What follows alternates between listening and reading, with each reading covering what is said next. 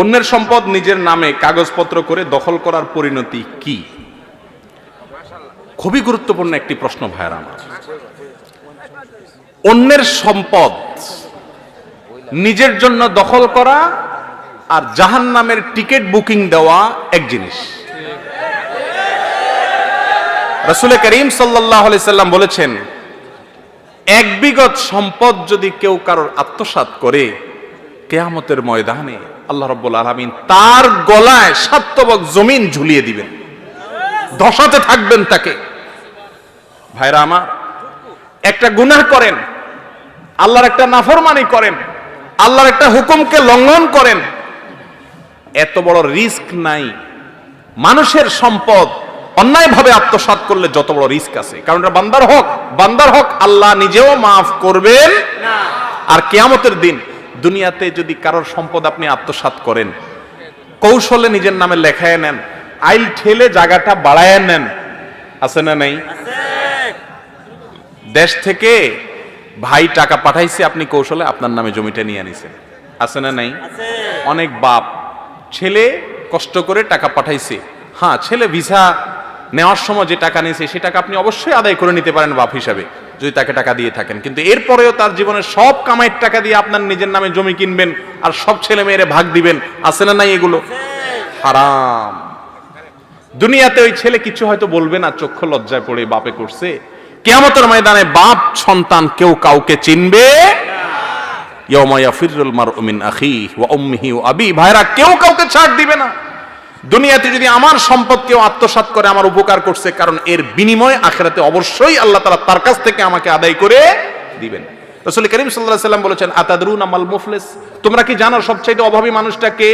সাহাবায়ে কেরাম বললেন, আল মুফলিসু ফিনা মান লা দিরহাম লাহু ওয়া লা মাতা ইয়া রাসূলুল্লাহ। হে আল্লাহর রাসূল, আমাদের মধ্যে গরীব মানুষ বলা হয় ওই ব্যক্তিকে যার পয়সা কড়িও নাই, সহায় সম্পত্তি নাই।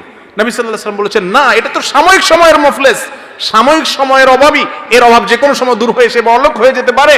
আসল মুফলিস আর অভাবী সেই লোক যে অনেক আমল, অনেক ওয়াজ মাহফিল শুনছে, দায় রাখছে, নামাজ কালাম পড়ছে, অনেক ইবাদত করে কিয়ামতের ময়দানে উঠছে, এরপরে দুনিয়াতে কারোর জমি মারছে, অন্যায়ভাবে আত্মসাৎ করছে, জাল দলিল করে নিছে, আইল ঠেলে জমি বাড়াইছে, বিভিন্ন ভাবে আত্মসাৎ করছে, বোনের হক বাপের সম্পত্তিতে আছে দেয় নাই, ফুফুর হক দাদার সম্পত্তিতে আছে দেয় নাই, বিভিন্ন ভাবে আত্মসাৎ করছে, স্ত্রীর মহারণা পরিশোধ করে নাই, বান্দার হক দেয় নাই।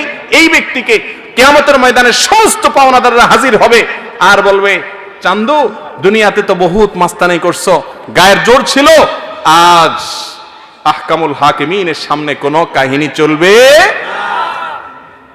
তখন কি হবে? জমি তো আর নাই, দিবে কি?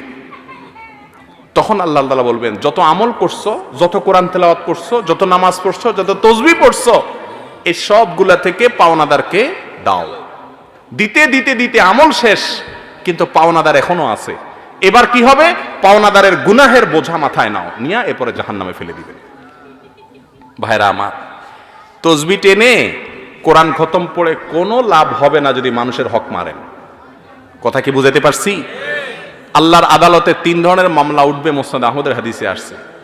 এক ধরনের মামলা ক্ষমার অযোগ্য, জামিনের অযোগ্য, সেটা হলো শিরক করে মারা গেলে, তওবা ছাড়া। 2 নম্বরের মামলা হলো আল্লাহবাদী মামলা। আল্লাহবাদী মামলা কোনটা? আল্লাহর কথা মানেন নাই, পর্দার বিধান মানেন নাই, নামাজ পড়েন নাই, ত্রুটি করছেন, রোজা রাখেন, আল্লাহর বিধান মানেন নাই ডাইরেক্ট। সেগুলো আল্লাহ চাইলে মাফ করতে পারেন, চাইলে সাজা দিতে পারেন। আর 3 নম্বর মামলা হলো বান্দাবাদী মামলা। কারোর হক নষ্ট করছেন, কাউকে গালি দিছেন, কারোর জমি আত্মসাৎ করছেন, এই মামলা আল্লাহ তাআলা বলবেন, এই মামলা আমার কাছে না, এটা স্বয়ং ওই বাদী যদি তোমাকে ছাড় দেয় তো দিল, আর না হলে নাই। আর কোন বাদী কিয়ামতের দিন ছাড় দিবে? বাপ ছেলেকে ছাড় দিবে না। এই জন্য মানুষের সম্পদ আত্মসাৎ করা থেকে বেঁচে থাকবেন। আল্লাহ আমাদের তৌফিক দান করুন। আমল কম করেন, কিন্তু মানুষের হক নষ্ট করবেন